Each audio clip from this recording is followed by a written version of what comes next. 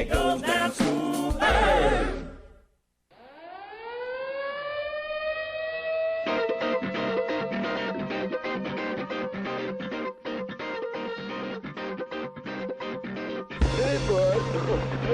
Now it's time for Toker Talk Radio, the voice of the marijuana nation. What are you people?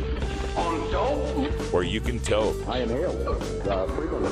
Or you can talk. I experimented with marijuana and didn't inhale. Or you can toke and talk. 10 federal criminal penalties for possession of up to 1 ounce of marijuana. While we talk about toke on Toker Talk Radio. So, by the way, when it comes to pot, you know, if you're 40 years old, you live in a log cabin in Oregon, you got 12 giant pot plants in your backyard, have a ball. Live from beautiful Portland, Oregon at Rolla J Studios.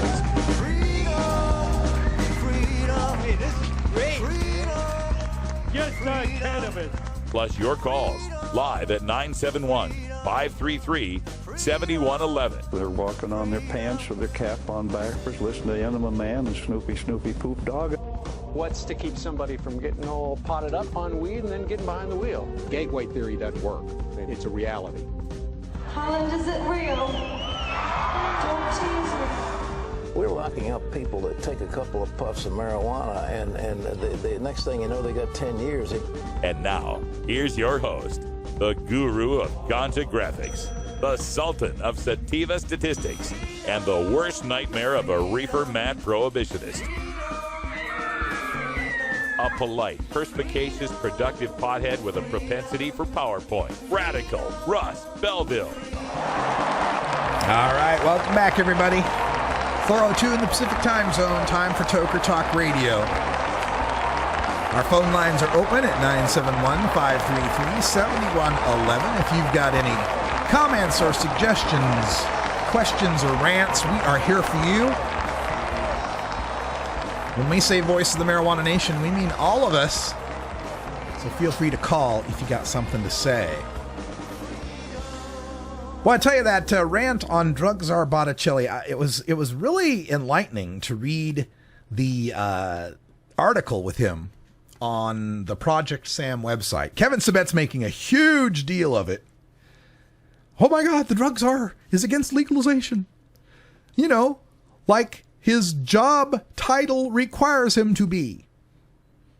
You know that's the truth, right? You know that the drug czar is by law required to oppose marijuana legalization? That's right. The drug czar's office is required to lie. It must oppose all office or all opportunities to legalize marijuana. I tell you, Pete at the Drug War Rant did a great job on this. He points out that Title VII of the Office of National Drug Control Policy Reauthorization Act of 1988 states the responsibilities of the director, that would be the drug czar, responsibilities of the drug czar, shall ensure that no federal funds appropriated to the Office of National Drug Control Policy shall be expended for any study or contract relating to the legalization for a medical use or any other use of a substance listed in Schedule 1 of the Controlled Substances Act, and take such actions as necessary to oppose any attempt to legalize the use of a substance in any form that has been listed in Schedule 1 of the Controlled Substances Act and not approved for medical use by the FDA. It's in the law. It's in his job description. Jesus Christ, Muhammad, and Buddha could come back to Earth and tell Botticelli to his face that marijuana is a divine gift from the Creator and must be allowed for all people immediately, and he'd still have to oppose it. He would still have to be anti-marijuana. It's required.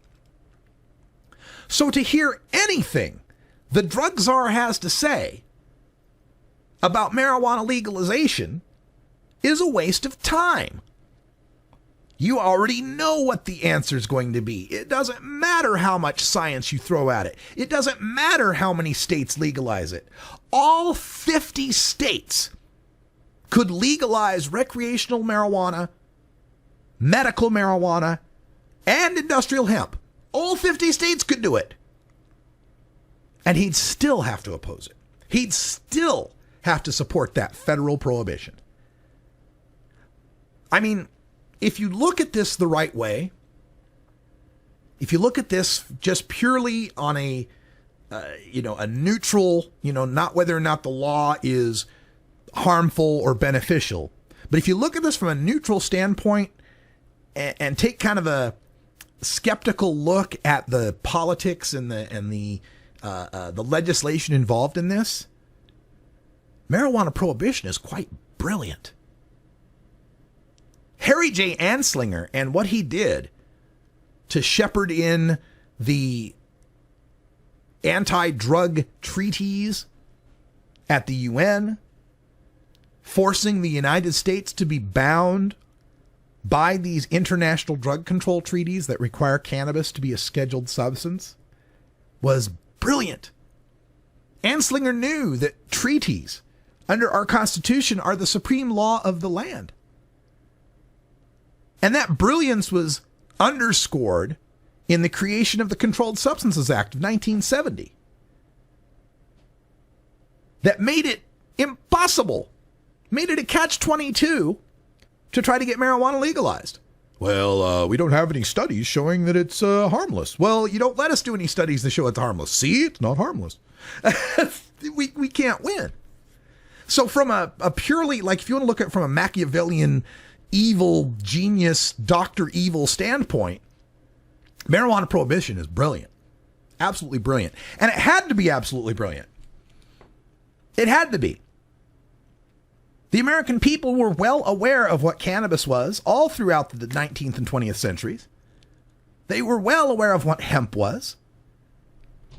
It took a masterful campaign of racism, demagoguery, scaremongering, backed up by international treaties, the force of federal prohibition and law, to be able to keep marijuana prohibited for this 80 years or so. It took a remarkable effort to make that happen. How did we go from a country that was growing hemp for taxes? The beginning of the end started in 1996 when California legalized weed for so-called medical purposes. 16 years later, Washington and Colorado legalized it outright and let people sell it from storefronts. And what has been the result? The generation of millions of dollars in tax revenue for the states and creation of hundreds of new jobs in a growing multi-billion-dollar industry? No. Well, yes, but at what cost? Let's see. The cost of all that police time and money that's now spent going after real criminals and prisons with enough room to hold them all? No. Well, yes, but look at what it's done to the people. You mean that fewer of them are dying of alcohol, tobacco, and prescription-related causes since they've switched to cannabis, and many more are receiving medical benefit from a cheap, non-toxic healing herb? No. Well, yes to all of that, but I can smell pot from my backyard, and I can't tell my kids not to do it because it's illegal.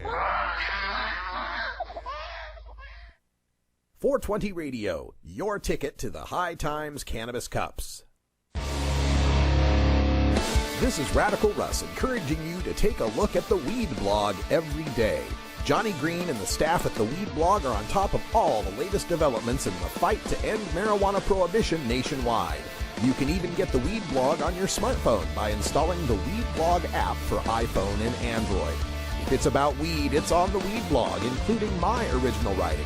So don't delay. Read the Weed Blog today. Big Daddy thinks.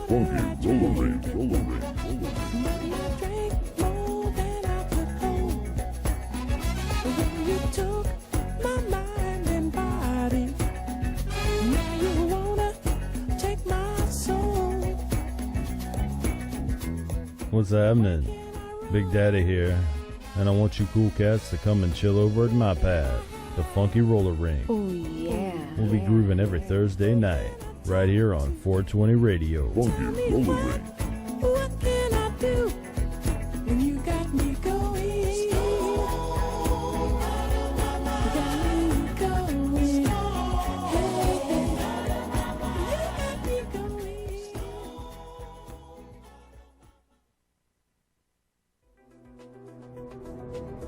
Oregon has joined Washington and Colorado in legalizing marijuana.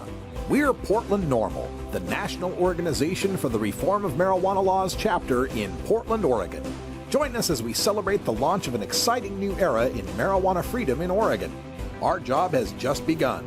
Powerful interests want to white out the most important portions of Oregon's legalization law. By joining Portland NORML, you add your voice to the thousands who voted for Measure 91 and want it to be implemented as written. The people have spoken. Now it is time for the legislature to obey the will of the people. Find out more about Portland NORML at portlandnormal.org. Attend our monthly membership meetings on the fourth Saturday of the month. See our website for more details. Portland NORML, ensuring responsible adult marijuana consumers are afforded the same rights, privileges, and responsibilities as beer drinkers.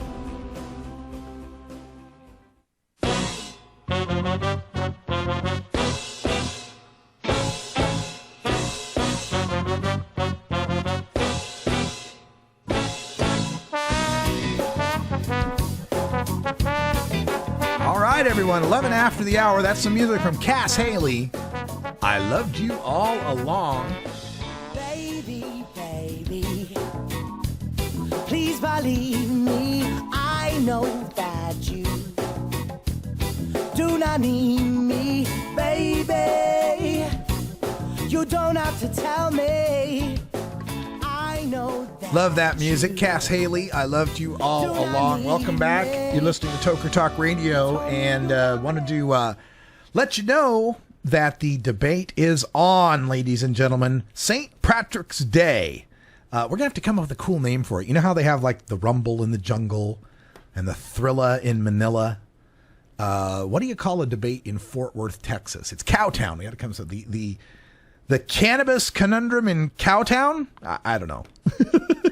Cannabis combat in Cowtown? You guys think of something clever. But the debate is on. Their clever name for it is The Blunt Truth. Should we legalize weed? Find out at The Blunt Truth.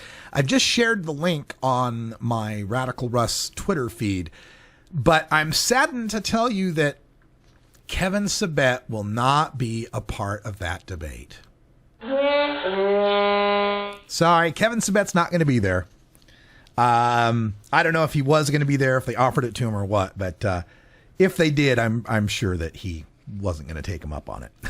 So instead, representing the anti-marijuana legalization point will be Ben Court. He's one of the Colorado representatives of Project Sam. And if I'm not mistaken, Ben Court's one of those marijuana addicts, right? Recovering marijuana addicts. So this ought to be a lot of fun. Ben Court will be representing Project Sam, and then supposedly the neutral part of the debate, the researcher that'll be a part of the debate, is Dr. Jason Kilmer from the University of Washington. I don't know anything about Dr. Jason Kilmer. We'll find out.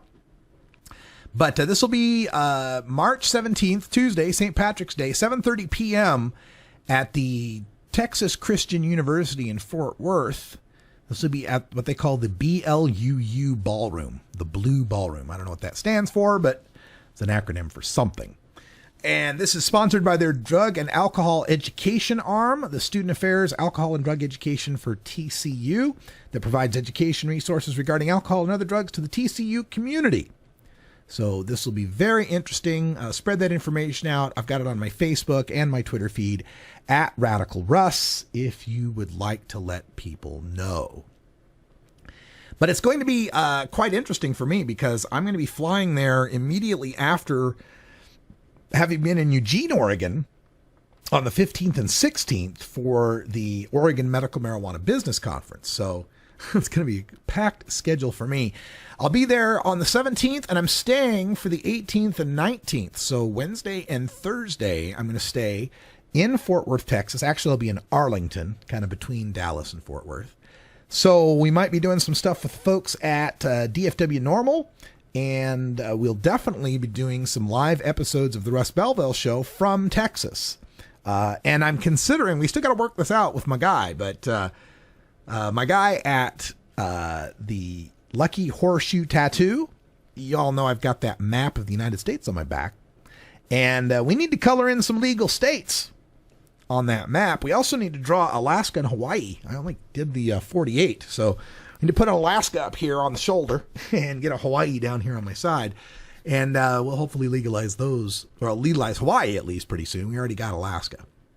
But I'm looking forward to heading out to Texas. Going to be a good time at this debate. It's interesting to me how it's framed. Should we legalize weed? To me, that's not the debate. That's not the debate. Legalizing weed is not the debate to me.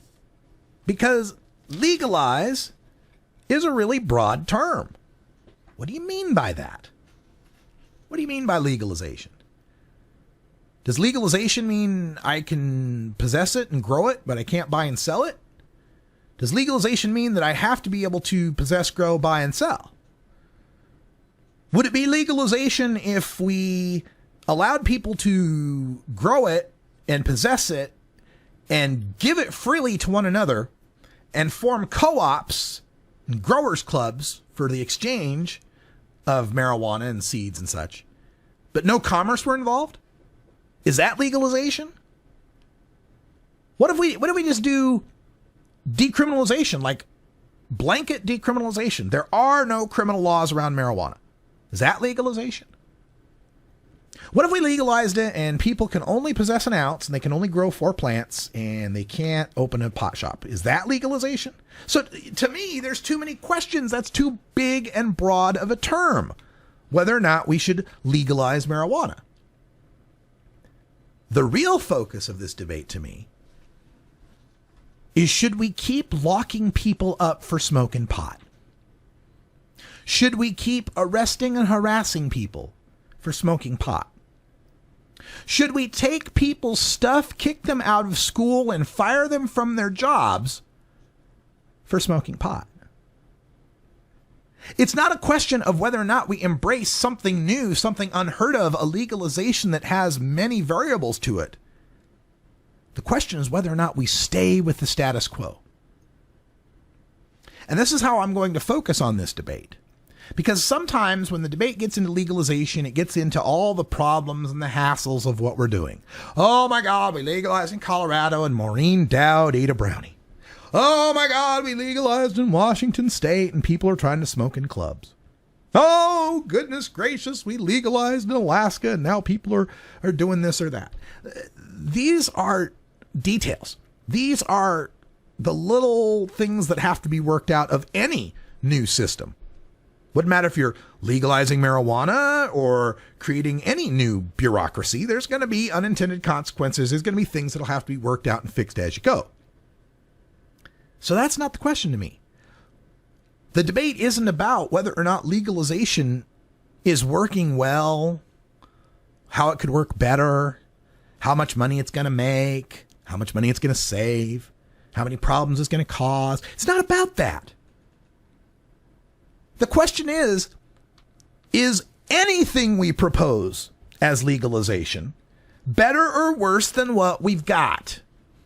Too many of these legalization debates start with this implied premise that we shouldn't mess with the status quo unless there's a good reason to, that the status quo is fine, that we can accept the status quo, and we should evaluate how bad marijuana legalization might be. To me, it is incumbent upon the defenders of the status quo to have to defend it.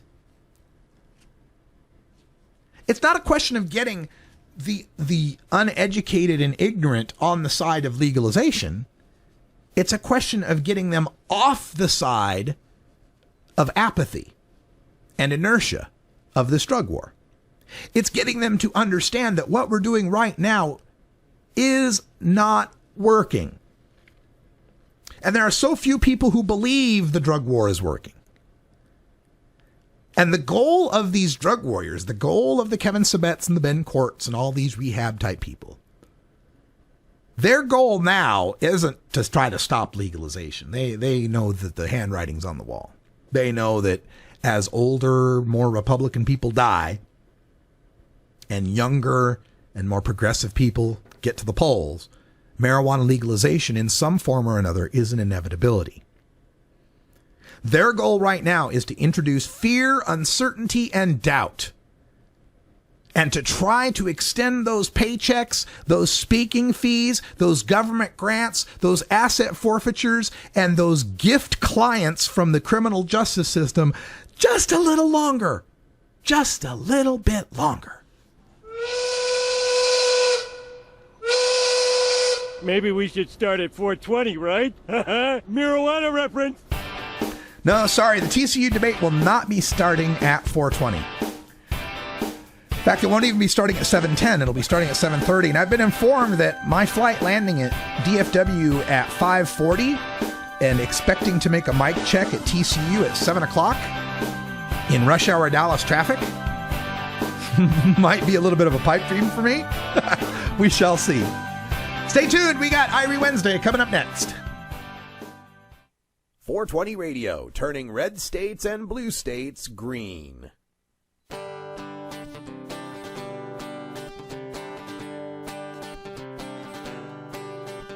Get your tickets now for the Oregon Medical Marijuana Business Conference March 15th and 16th at the Hilton in Eugene, Oregon, powered by MarijuanaPolitics.com. Former presidential candidate and two-term New Mexico Governor Gary Johnson will deliver the keynote address. Harborside Health Center's Steve D'Angelo will present at the pre-conference VIP reception. You'll also hear from State Senator Floyd Przansky, New Approach Oregon's Anthony Johnson, Oregon marijuana attorneys Paul Loney and Leland Berger, and Oregon Liquor Control Commission's Director of Marijuana Programs, Tom Burns. Get your tickets at early bird pricing by acting now. Learn more at the Oregon Medical Marijuana Business Conference at ommbc.com.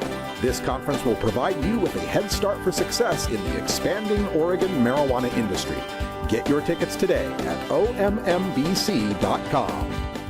NORMAL stands for Responsible Adult Cannabis Use. If cannabis use is causing problems in your life, consider taking a break or seeking medical assistance. Consider ceasing cannabis use if you have a family history of mental illness. Don't drive or operate heavy machinery while impaired by cannabis use. Cannabis use is not without risks, even though the risks are far less than those posed by legal drugs. Are you in the market for portable vaporizers now? Get online to vapes.buzz, the quick and easy link to portablevaporizers.now.com. Vapes.buzz has everything you are looking for, including vape pens, herbal vaporizers, e-juice, parts, accessories, and more. Visit vapes.buzz and use promo code 420radio to get 10% off your online purchase, or just give them a call at 866-264-2415. Vapes.buzz. Get vaping, baby!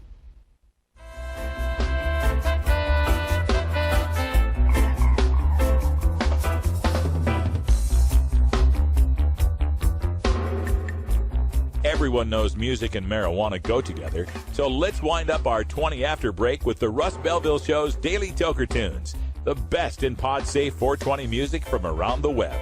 Today is Irie Wednesday, featuring reggae, ska, and other world music genres. Now, sit back and enjoy your Daily Toker Tunes. Welcome back, everyone. Time for some Irie Wednesday, and joining us on the telephone, we've got Gordon Green from the Gordon Green's Music Planet program. How you doing, Gordon? Hey, Russ. Long time no talk. I know. How you doing? Where are you calling from today? I'm on my 9th week working in Dallas, Texas, and getting ready to head to Toronto, Canada in about 10 days. And I'll be doing some shows from there, of course. Right on. Sounds like you'll be leaving the Dallas area just about the same time I'm getting to the Dallas area. Sad but true, my friend. Yeah. All right. So tonight at 8 p.m., you can catch a new edition of Gordon's show, the Gordon Green's Music Planet, which has always got the most diverse and wonderful selections from world music. And today you're taking us to Asia. Tell us about tonight's show. Yeah, man. And I'm excited about it because Asia is a difficult part of the world for my show. And this is my first experiment into K-pop, the extremely popular music from Korea, and it's a great show. I had some help on it, and hope you enjoy it. All right, so for today's Daily Toker Tunes for RB Wednesday, we've got one of those tunes to give you kind of a preview of what you're going to hear in K-pop. And I'm just stunned by this video because I'm looking at it on YouTube and it's got over 115 million views. My God, who knew this K-pop was so popular? That's right, man. It is popular all over the world. And this band that I'm playing is called 21. It's 2 and then the letters N-E and then the number 1. And they are a K-pop supergroup that's been around since 2011, I think. And they've sold more records than anyone in the last 10 years in Korea. And this song isn't actually on my show tonight, but I play another great song from them on my show. This song is, and you're right, the video is just amazing. This song is called I'm the Best, and this is 21. All right, stay tuned for Gordon Green's Music Planet tonight, 8 p.m. Pacific time. And again, this is 21 with I Am the Best. Keep that up.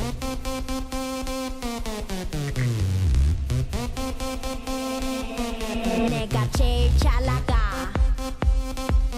내가 제일 잘 나가 내가 제일 잘 나가 내가 제일 잘 나가 제일 잘 나가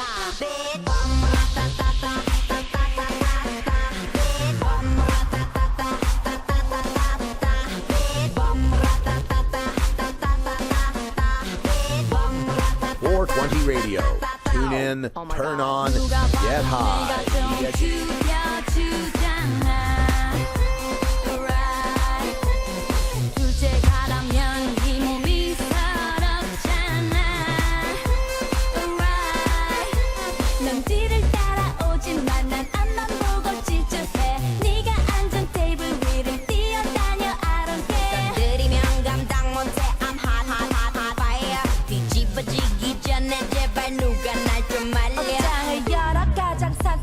옷을 걸치고 거울에 비친 내 얼굴을 꼼꼼히 살피고 지금은 8시 약속 시간은 8시 반 도도한 걸음으로 나선 이 밤 내가 제일 잘 나가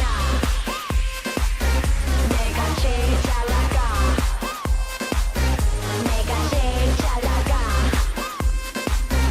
내가 제일 잘 나가 제일 잘 나가 내가 봐도 내가 좀 끝내주잖아 Right 네가 날아도 이 몸이 부럽잖아 Right 남자들은 날 돌아보고 여자들은 따라해 내가 앉은 이 자리를 매일은 막 피곤해 순수히 작품만 잡는 어릴버릴한 플레이야 너 바라빠진 타이어처럼 볼기 좋게 차이야 어떤 비교도 난 거부해 이건 겸손한 얘기 가치를 논하자면 난 $1 billion baby 뭘 좀 아는 사람들은 다 알아서 알아봐 아무나 자꾸 물어봐 누가 제일 잘 나가 내가 제일 잘 나가 내가 제일 잘 나가 내가 제일 잘 나가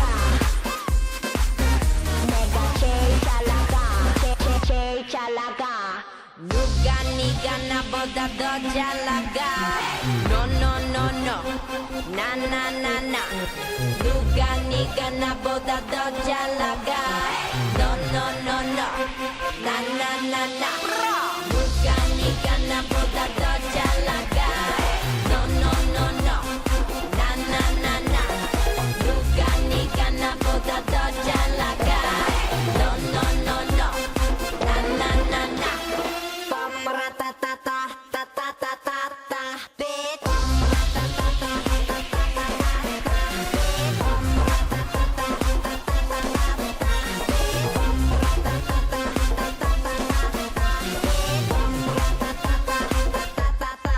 Oh my God.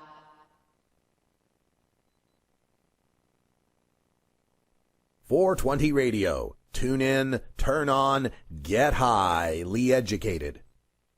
The law offices of Omar Figueroa would like to remind you to stand up for your rights. If you are detained or arrested, treat law enforcement with respect and stand up for your rights by repeating, "I respectfully invoke all of my legal and constitutional rights. I do not consent to any search and seizure. I want to remain silent, and I want to speak with my attorney." Please contact the law offices of Omar Figueroa at 415-489-0420 or 707-829-0215 or on the web at omarfigueroa.com. Funky Roller Ring. Oh, yeah. What's happening, Groovy Cats? This is your Funk Master of Ceremonies, Big Daddy. And I want you to join me every Thursday night at 11 Eastern, 8 Pacific, right here at the Funky Roller Ring. Oh, yeah. Your home of soul, funk, and disco, baby. Funky-licious.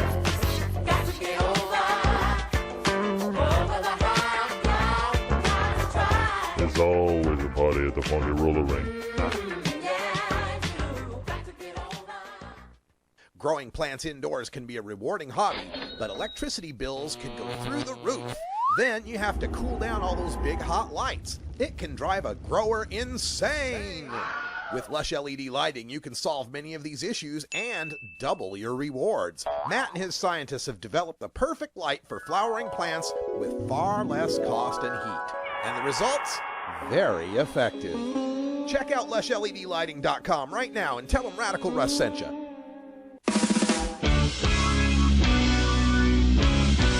What are we gonna do about these marijuana laws? They're coming after you. Throw your hands against the wall. He don't wanna hurt nobody. He just wants to smoke some weed. And she just wanna get her mind right every day of the week. But there's an issue with this lifestyle. Some people wanna see them sweating in a cell. Punish for weed for madness, the cure for sadness, and we just wanna treat our mental health. I saw the flashing. Welcome back, everyone. That's music from Ballyhoo with Marijuana Laws. You're listening to Toker Talk Radio live from beautiful Potland, Oregon. Beautiful day again today in Potland. I don't know. I'm getting a little confused. Might be springtime. Don't forget, we've got daylight savings time beginning this Sunday. This show will be on 1 hour later than your clock says right now, unless you're living in Arizona and Hawaii. Hawaii doesn't do daylight savings, does it? Hi in Hawaii's out there. He'll tell us in the chat room, but I don't think they do either. But everyone else, and some places in Indiana, like some counties in Indiana, don't do the daylight savings either. But anyway, most of us are switching to daylight savings, and so the times will be a little bit later. Also, wanted to make a mention of the Portland Normal website. Got that up and running yesterday. I've posted all of our press releases as well as our video from our meeting. So if you're interested in helping to support Portland Normal and our activism, please check that out. Very excited about Portland Normal. Got an interesting tweet today from the 420 Dwarf, at the 420 Dwarf. Gave me a great tweet of the Longview, Texas News Journal and the above the fold headline, "Simpson pushes legal pot bill." Love seeing headlines from Texas about legalizing marijuana. Please, if you're not doing it already, follow me at Radical Russ on Twitter, because a lot of times the tweets I get in the morning lead me to the news stories that you hear in the afternoon. It's a great source for news and information. Got plenty of people I'm following that help provide me all the latest. So if you haven't done it already, get yourself out on Twitter. Follow at Radical Russ today. All right, some other news out there. Ben and Jerry's. You know Ben and Jerry's, they make the wonderful, wonderful ice creams that supposedly a pint of which is 4 servings, supposedly. So Ben and Jerry's might make marijuana ice cream. Yeah, and let's put some quote marks around might here. But in an interview with Huffington Post Live, Ben and Jerry's co-founder Ben Cohen said he's open to the idea of selling marijuana flavored ice cream.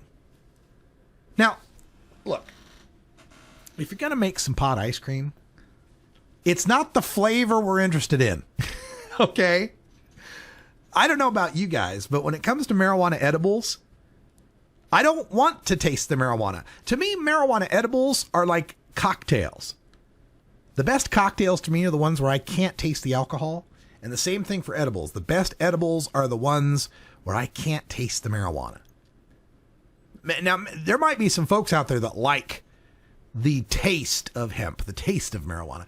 I don't know them because I don't myself. So if this is just about making marijuana flavored ice cream, then I don't care for it. But if the idea is, marijuana infused ice cream, now we're talking here. Cohen's fellow co-founder Jerry Greenfield agreed, but said that other Ben & Jerry execs might be cool to the idea. Said, quote, "If it were my decision, we'd be doing it, but thankfully we have wiser heads at the company." That's something to understand, too, is that Ben & Jerry's, those fellas, Ben and Jerry, are really kind of like figureheads now. So, their power to be able to make that happen isn't great. Now, according to the statistics in Colorado, their 2014 report, 2 million units of edible marijuana products have been sold in Colorado. Some of those are ice cream. Ice cream's a great thing to infuse. Anything that's milk, dairy, you can make a good marijuana infusion out of that. I'm looking for some other marijuana infused things, right? Because, there's this tendency in the marijuana infusion to be all around pastries and candies and sodas, right? And me, I'm recovering from obesity. I'm in obesity recovery now. I'm going to start using Botticelli language on that, right? Obesity recovery. I can't stand the triggers. Keep me away from the triggers. Oh, voodoo donuts. But anyway, when it comes to these edible products, right? I'm tired of it all being sweet, pastries, candies, cookies, sodas, that kind of stuff. There have been some efforts to make things like, infused macaroni and cheese and infused, meat products and sausages and all that kind of stuff. What I'm looking for, you really want to get me infused pizza, infused nachos, and infused hot wings. See, I have some addictions. Okay? And marijuana is very low on the list of those things. I go out marijuana, no big deal, right? But man, I gots to have me some hot stuff. Every day, quite literally every day, I go to the Subway that's a few blocks down. I do the Jared diet, right? I walk my dog down to the Subway and I get the little 6-inch sandwich on wheat, usually turkey on wheat or ham on wheat. And I have them loaded up with jalapenos and the sriracha sauce. Love the hot stuff. And I just can't help think how great this would be if you could mix the hot sriracha sauce and have that infused with cannabis somehow. Now, a lot of people out there that don't like hot, spicy stuff don't understand that when those of us who love the hot, spicy stuff, it's kind of a drug to us. Let me rephrase that. It's a drug to us. It's drug-like. Capsaicin engages the pain receptors in your mouth. And that tells your brain, holy shit, we're on fire. Turn on the dopamine. So those of us who enjoy these hot chili peppers and nachos and all these hot wings and stuff like that, it's actually a kind of a drug response. It's kind of an addiction we've got. We like that endorphin rush we get from eating the hot stuff. I'll cop to it, man. I'm eating it for the effect. I like the effect. And it's funny how that's never an issue with the anti-drug folks. Clearly, those of us who are enjoying hot, spicy foods are not necessarily doing it for the taste. There's a drug effect there. I would say somewhat similar to the people who are social drinkers. People that say they like the taste of a certain beer or they like the taste of these certain alcohols, cocktails, whatever. Yeah, maybe some of it's the taste. But the other part of it is the buzz. Right? So I think that, if you could mix like a creamy hot sriracha sauce with some can of butter, get that infused, get that heat rush, that endorphin rush that you get from the hot stuff, and add that to the mellow and the high that you get from cannabis. Oh my, that would be wonderful. I can't wait till someone's doing that. And there's all sorts of creative ways you could mix that, man. I mean, like the marijuana infused chocolates are real popular, right? Has anyone had chili pepper infused chocolates? Have you had these? Awesome stuff, man. You can get them like they're in that gourmet chocolate. When you get those really thin chocolate bars that say 76% cacao and all that. The really, really dark stuff. I love that stuff too. Man, get me like a 75% dark chocolate infused with habanero and can of butter. Oh my God, you sold me. I'm sold, man. I'll buy a case of that. Who's making that? I'll take it. I want it, man. But it's interesting too how the hotness thing has kind of a culture to it. Right? There's challenges. You can go all over this country and find all sorts of hot food challenges. Here in Portland, it was at Fire at the Mountain. I did the El Jefe Hot Wings Challenge. Hot wings that I would swear were doused in bear mace. They were so hot. Oh my God. Hottest thing I've ever tasted. That's why I'm talking to you today. In fact, when I left Normal in 2012, I had to raise money to start 420 Radio, just to keep this afloat. And I did a hot wings contest. I had people pledge me per wing how many hot wings I'd eat. And I pledged that I'd eat 20 wings. Kind of like the old walkathon back in the day, right? I had some people pledge me a quarter a wing. I had one guy pledge me $21 a wing, figuring that if I ate 20, that would be $420. Turned out I ate 25 of those wings. Raised about $1,600 for the show. And if you'd like to see it, it's actually on YouTube. You can just type in Radical Russ El Jefe Hot Wings. El Jefe is E-L and then a space and then J-E-F-E. It's Spanish. El Jefe for the boss, right?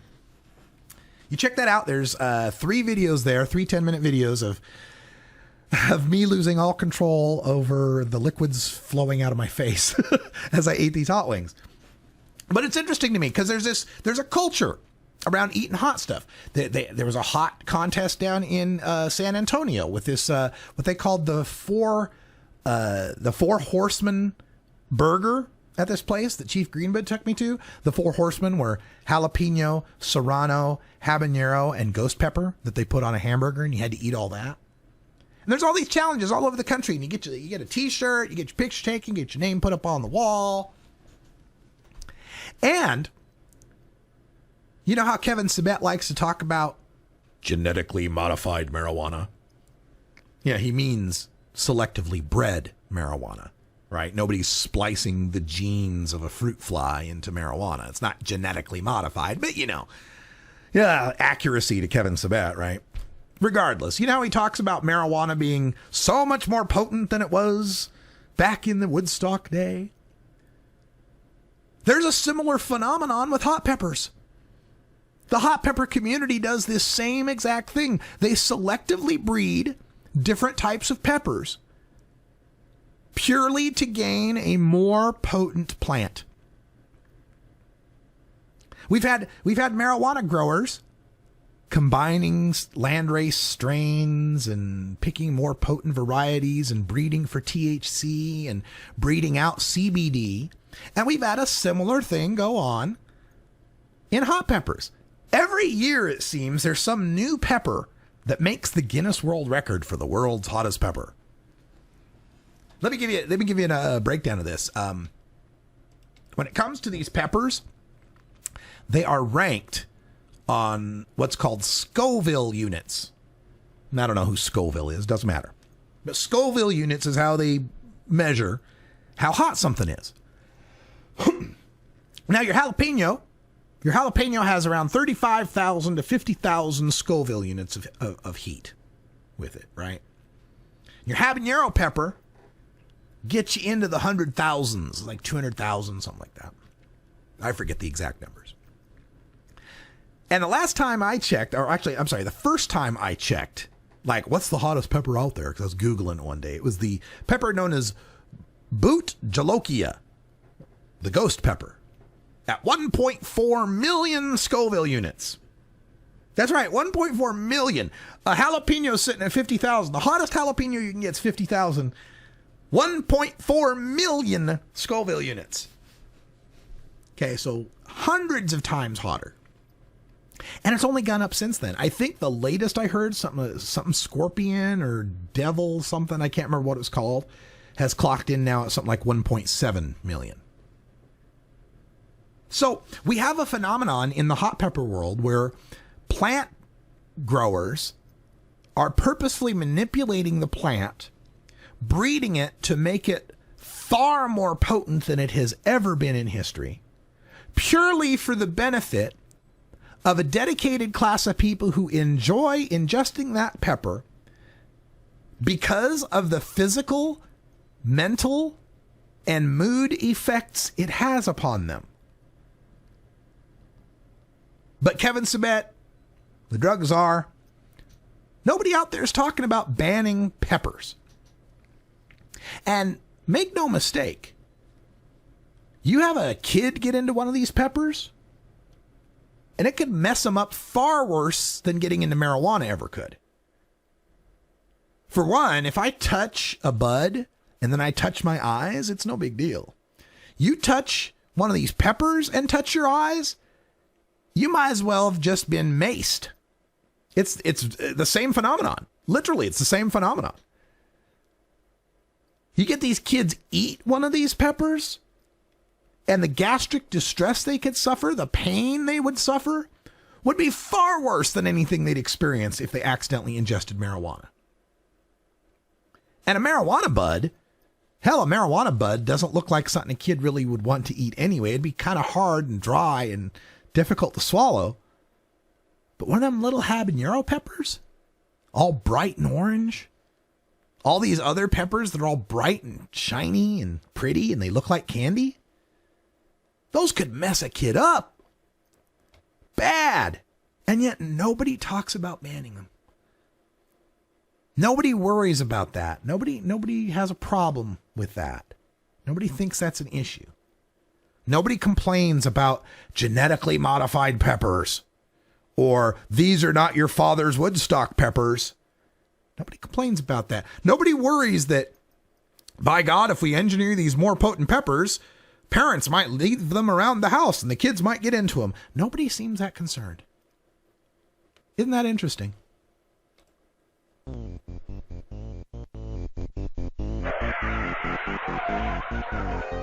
What's to keep somebody from getting all potted up on weed and then getting behind the wheel? The Russ Belville Show reminds you to never smoke and drive impaired. Hang out for a while. Share.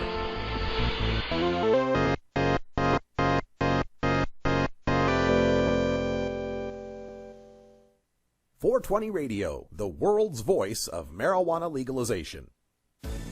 At Herbie's Cannabis Seeds, we pride ourselves on bringing you the best quality seeds from the world's most respected cannabis seed producers, all at the lowest online prices. You can find Herbie's seeds at herbiesheadshop.com. All cannabis seeds are sold as souvenirs and as a means of preserving cannabis genetics. Herbie's Seeds in no way intends to condone, promote, or incite the use of illegal or controlled substances. We strongly urge all prospective customers to check their national laws prior to placing an order. Herbie's Seeds at herbiesheadshop.com. Proud sponsors of the Russ Belville Show.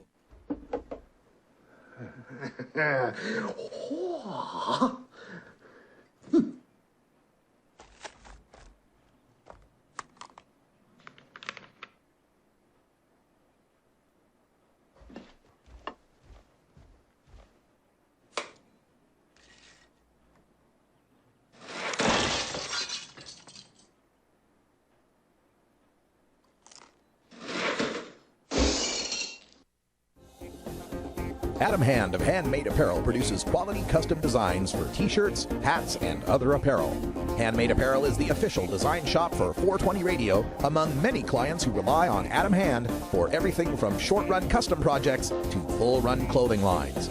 Visit handmadeapparel.biz to browse the selection of handmade gear or to get a personal quote for your own designs. Handmade Apparel, a proud supporter of 420radio.org.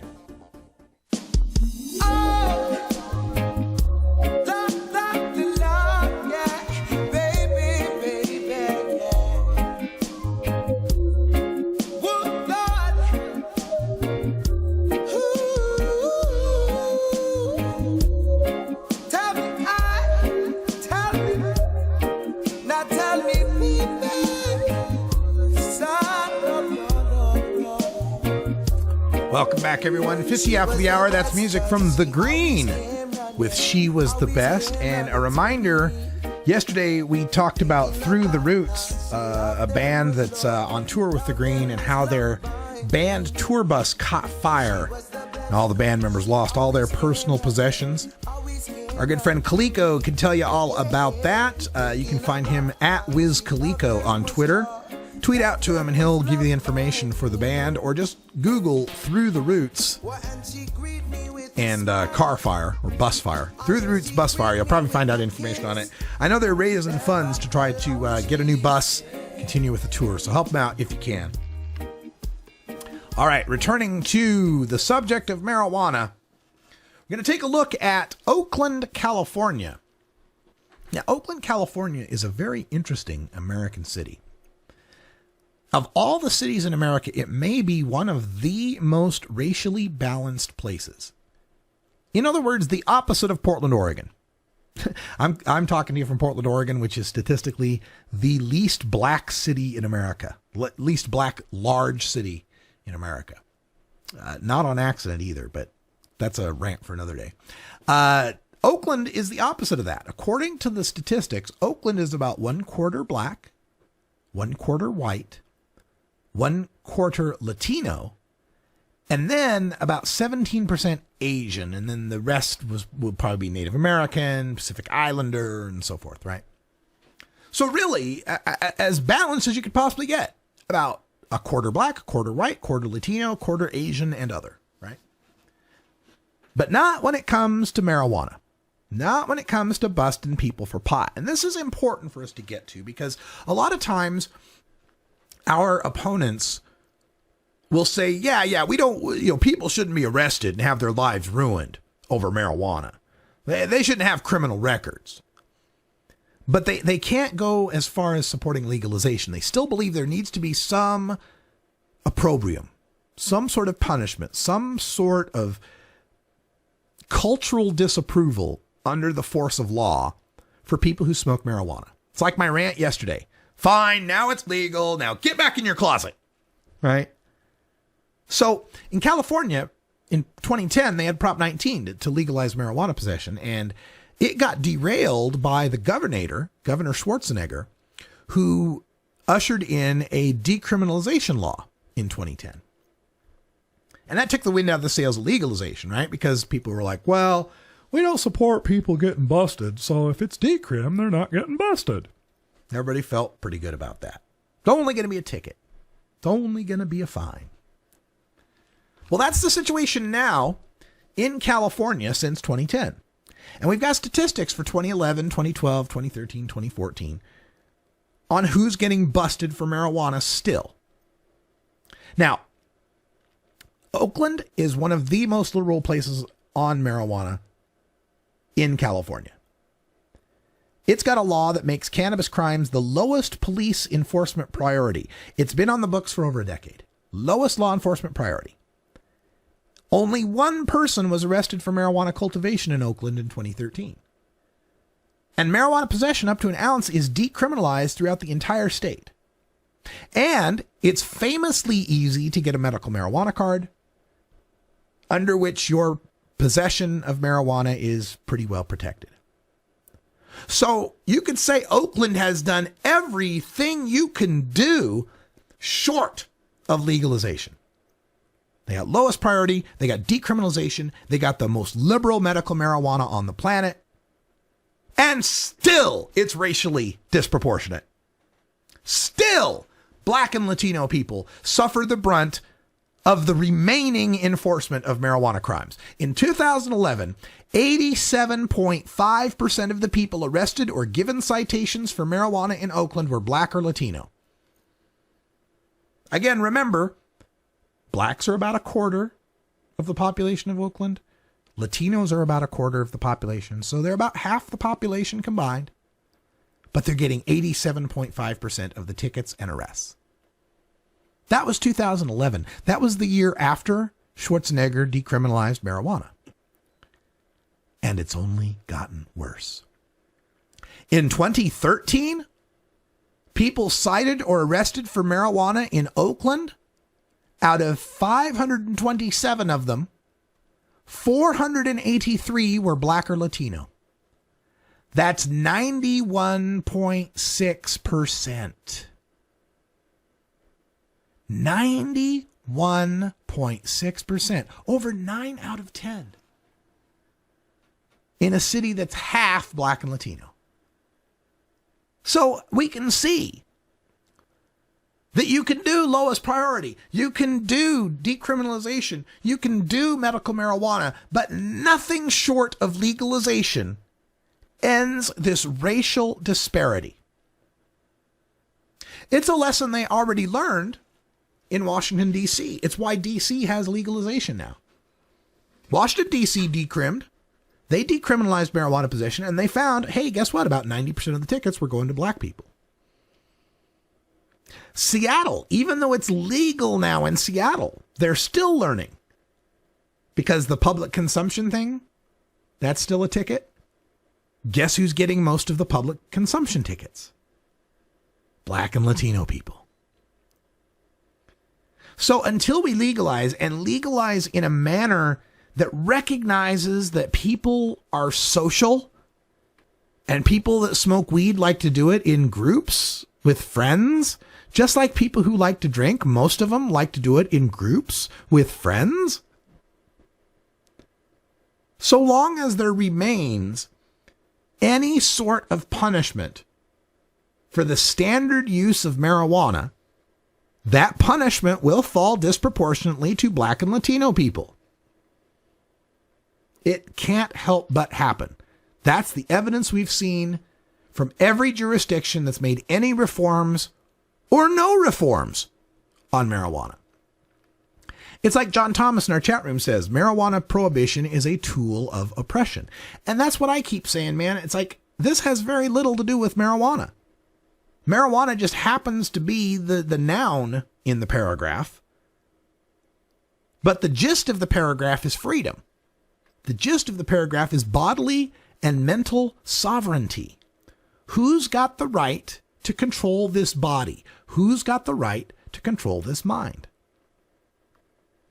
Now, compare Oakland to the rest of the Bay Area. You got San Francisco and San Jose. Now, they don't break down their citations. They only break down their arrests. So that's going to be people with, much larger crimes, over an ounce or growing or something like that. But comparing arrests, in the Oakland Police Department, there were 159 felony or misdemeanor marijuana arrests made by Oakland police. Of those, 141 were black or Latino. So 88.6% of the arrests, not tickets, arrests, going to black and Latino people. Compare that to San Francisco and San Jose. In San Francisco, it was 40% black and Latino arrests for misdemeanor and felony marijuana. In San Jose, 73.3%, still too high, but much lower than Oakland's 88.6%. Now, in San Jose, it's a third Latino. It's more than a quarter Latino. So the comparison is again, not exactly apples to apples here. But what we're seeing is, again, the need to legalize marijuana as a racial justice issue. And this is important as California moves forward and other states that have decriminalization and medical marijuana move forward to point out that decrim and medical were good first steps, but they do not go far enough in eradicating the racism and oppression that is the war on marijuana. Well, folks, time flies when you legalize. That's all the time we got today. Thanks for joining us, and stick with us tomorrow. We'll have more news and interviews you can use for the cannabis community. Until next time, I'm Radical Russ. Take care of each other, tokers.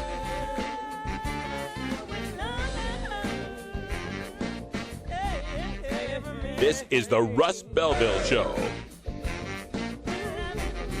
The Russ Belville Show is blogging and podcasting daily at radicalruss.com.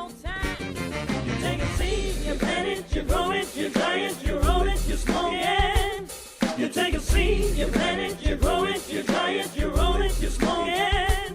You take a seed, you plant it, you grow it.